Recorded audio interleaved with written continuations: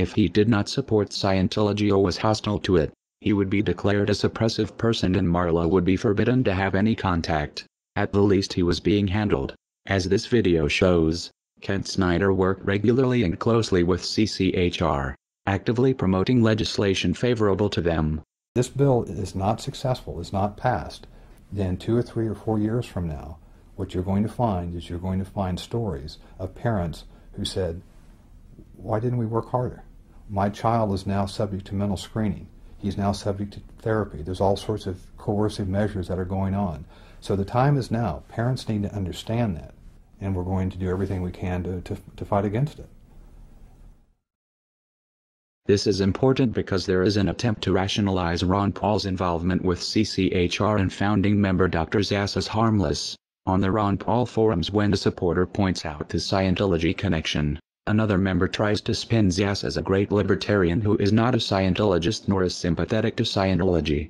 This is bullshit. CCHR is a branch of Scientology and SZAZS co-founded it. The Church of Scientology would never allow someone they did not control to have that much influence. The CCHR website was registered by Scientologist Amber Smayataki.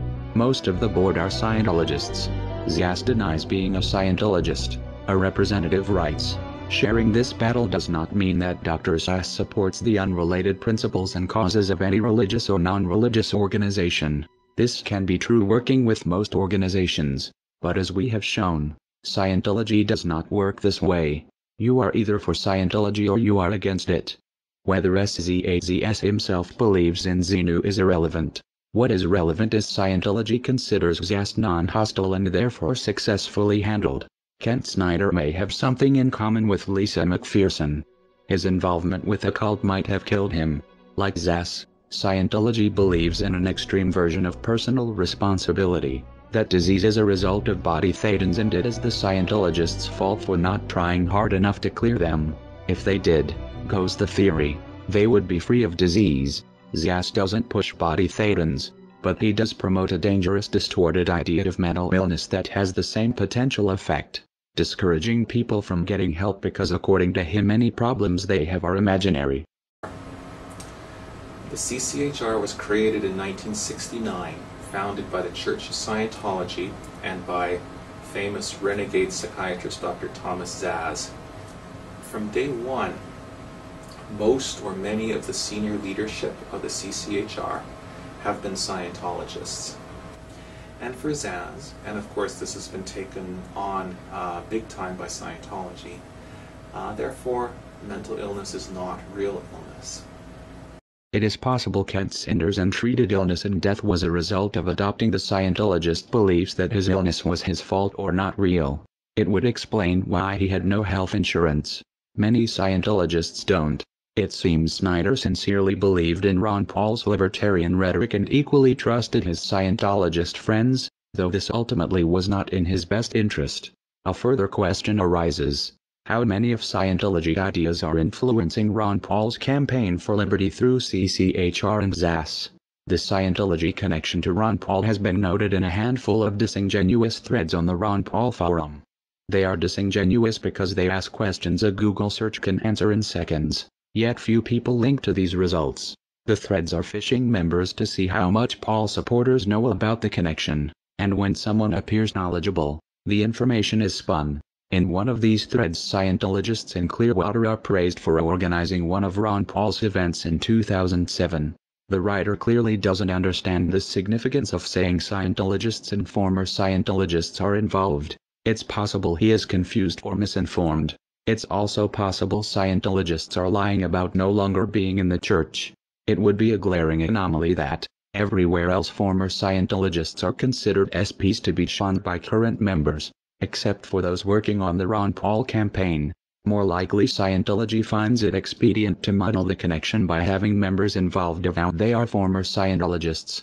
Since most Paul supporters don't know the first thing about Scientology or how to check the information, Ron Paul's campaign manager Kent Snyder had a close working relationship with the Scientology group CCHR from at least 2005. Snyder worked closely with Scientologists at the same time he worked in politics to make Ron Paul the household name he is today. Snyder helped push legislation favorable to Scientology. To do this he made PR videos approved by CCHR. In turn CCHR supported and promoted Ron Paul's presidential candidacy, most blatantly in the pay-to-play luncheon on November 28, 2007, the day of the debates. Campaign donation records from Clearwater, Florida show some members, Ron Paul personally met and talked with these people who collectively donated at least $19,000 that afternoon to his campaign. Ron Paul knew they were CCHR. It is implausible, working as closely with CCHR as he had, Paul did not know he was for all purposes working with Scientology. Another fact not as well known. In 2002 Ron Paul won the Thomas S. Zass Award as a tireless defender of individual freedom. That puts Ron Paul's personal association with Scientology back almost a decade.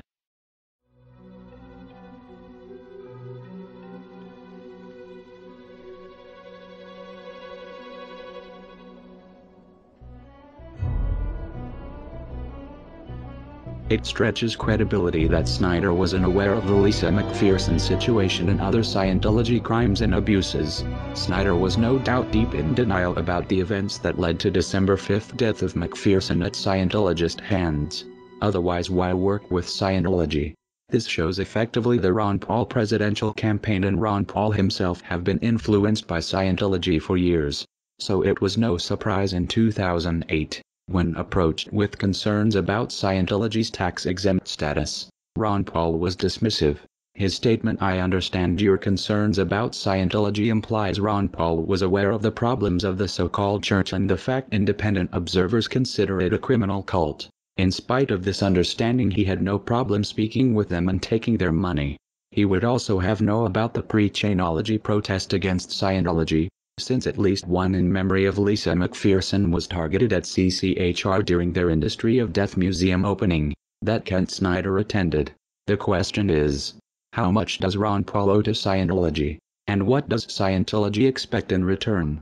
The total amount of contributing dollars by Scientology to Campaign for Liberty may never be known. Whatever the amount, do not doubt Scientology expects a return on their investment in Ron Paul should he ever actually win the presidency. Paul supporters will try to dismiss this like they dismiss concerns about Ron Paul's donation from racist Stormfront.org founder Don Black. As odious as Black is, there is no evidence people have died opposing Stormfront.org. There is ample evidence the lives of critics of Scientology have been threatened and lost. Scientology plays hardball with anyone who challenges them. The same can be expected of anyone who tries to double-cross the cult. If Paul supporters find this hard to believe, they should familiarize themselves with Operation Snow White, where Scientology bullied the IRS for tax-exempt status. An organization that can strong-arm the IRS is not going to find a misguided Ross Perot wannabe hard to handle. To this day Scientology, through CCHR, works with Ron Paul. Anyone critical of Scientology is a suppressive person to be disconnected. Therefore we can conclude Scientology's leadership does not view Ron Paul or his supporters as suppressive persons. Scientology views them as allies to be handled, and that should worry everyone concerned about freedom.